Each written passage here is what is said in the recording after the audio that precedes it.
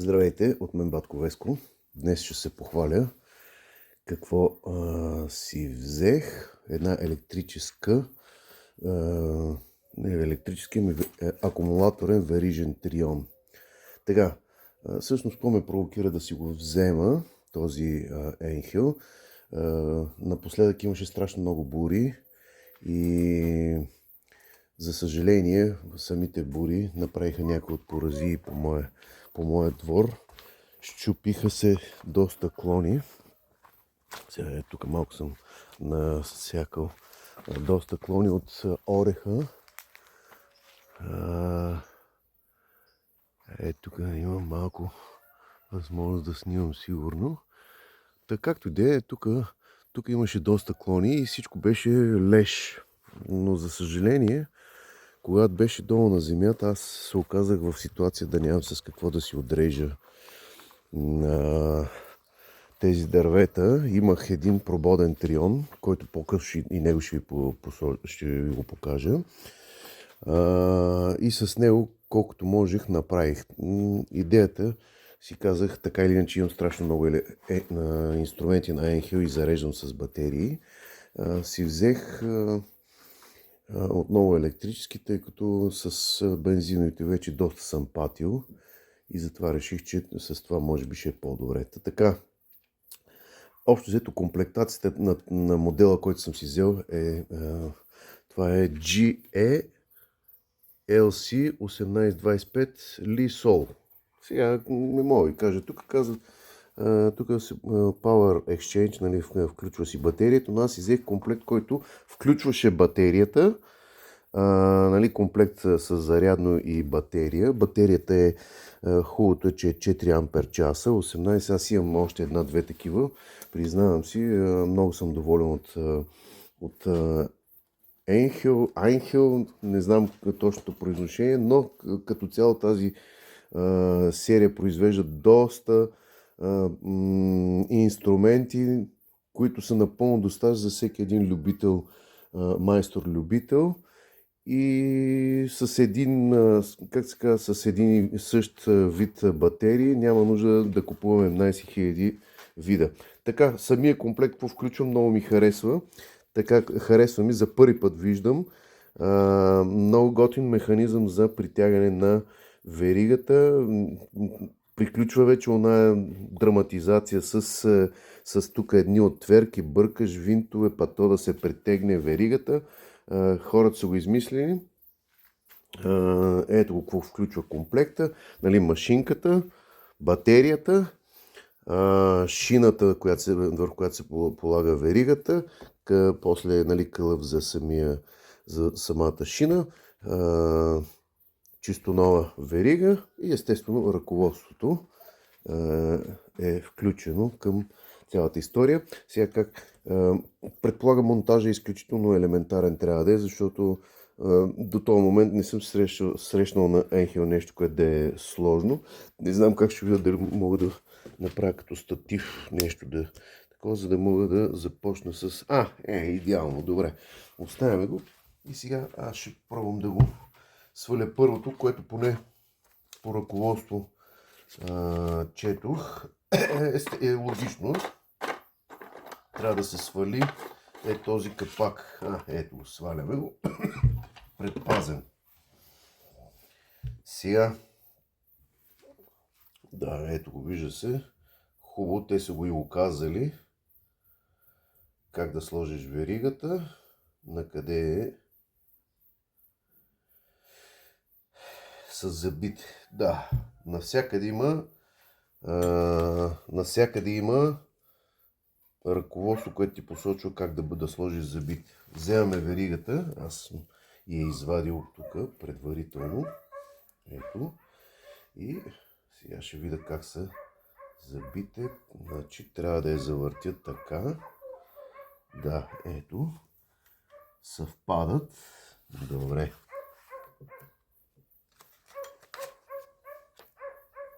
Да, ето, съвпадат. Значи, върху шината трябва да поставим точно така забите, за да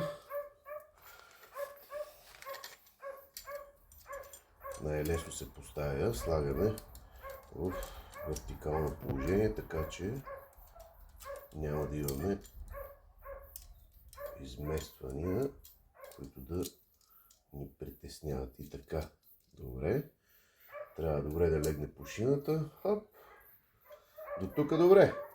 Справихме се. Сега остава и тук да се справим. Слагаме веригата. Тук е ексцентрика за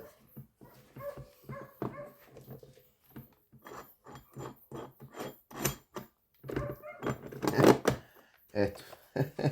Страхотно. Сега забележете, много ми харесва факта, че тук завърташ, това е посочено в посоката, в която завърташ. Тук гледаме да съвпадне веригата, пушината, за да не стане... Добре. Добре. Ми е елементарно. Хоп. Поставяме капака и почваме да... Първо, това е много ми харесва, че с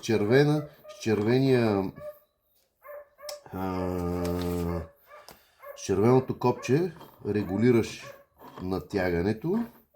Ето, как се вижда. А с това завиваш капака. Завиваш се капака, навиваш капака и елементарно. Аз имах едно време една макита професионална, но тук с винтове навърташ, после притягаш с два болта, ако изпуснеш, не изпусне, то тогава става дълга и широка. И сега, ето, реално, сега обаче аз се опасявам, че съм натегнал много веригата, защото трябва да има някакъв лек луфт. Оп. Ето около 3-4 мм, поне вчера с нощи четох по инструкция 3-4 мм трябва горе-долу да имаш. Така, да е хлъбавина, да не е изключително напъната, защото като я напънеш много, няма да върви. Така, до тук като че ли уж го заключих това капак. Реално това е. Сега, ето машинката е доста, сега предполагам от гледна точка на сигурността. Сега, тук трябва да се сложи масло. Аз сега в момента нямам още масло, но трябва да се сипе масло, да се сипе масло в... Сипе се масло тук, има си прозорче, за да се види. Тук е минимум, логично, минимум. Тук вече трябва да е пълно. Като го напълниш, да може да се работи. Това е за верига, масло за веригата. Защото веригите все пак трябва да се смазват, докато работят. И така. Но за целта в момента аз няма да режа, просто само ще демонстрирам дали работи или така. Чакай, проверяваме батерията. Добре, батерията имаме заряд. Тя има... И да нямам, аз имам достатъчно резервни. Така. Това е. Значи, какво друго ни трябва? Трябва да видим. Тук имаме. Така е стоп. Така е пуснато. Предполагам. Не. Напротив, надолу е стоп. Логично. Да, дърпаме така.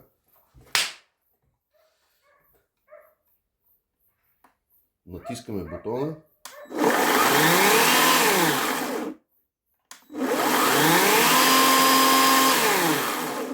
Добре. Изглежда.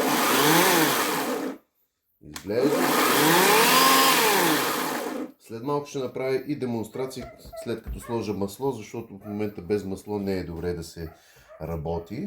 Така, сега от гледна точка на сигурността за безопасност, добре е да изключим батерията и да сложим, да стопираме.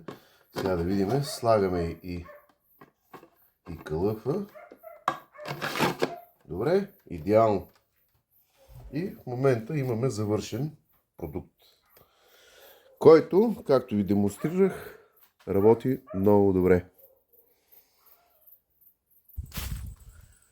И така, както обещах, след като напълних масло, сега просто ще направим контролно рязане с резачката, защото ги тук клоните, които по време на бурята поразчистих малко насам, защото нямах из какво да ги нарежа като хората. Една част само съм нарязал. И така, пускаме възможността да може да се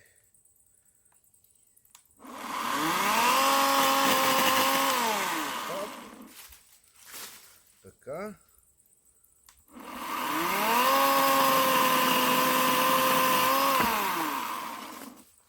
Не знам доколко се вижда, но целта е в крайна сметка да мога да... Не знам доколко се вижда, но в крайна сметка реже доста добре.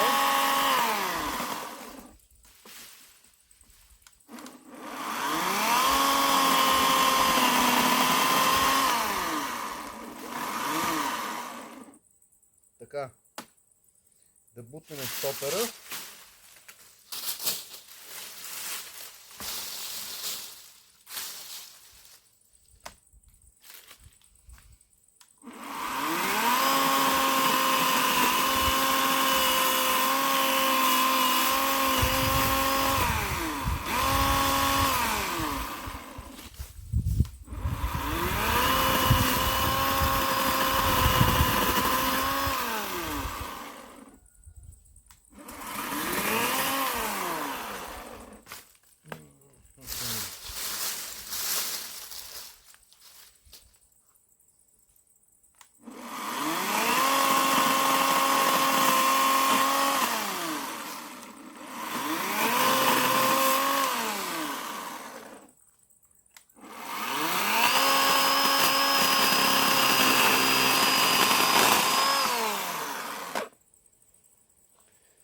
Ами, крайна сметка, както виждате, машинката е мощна, работи, много добре се справя и бързо се реже.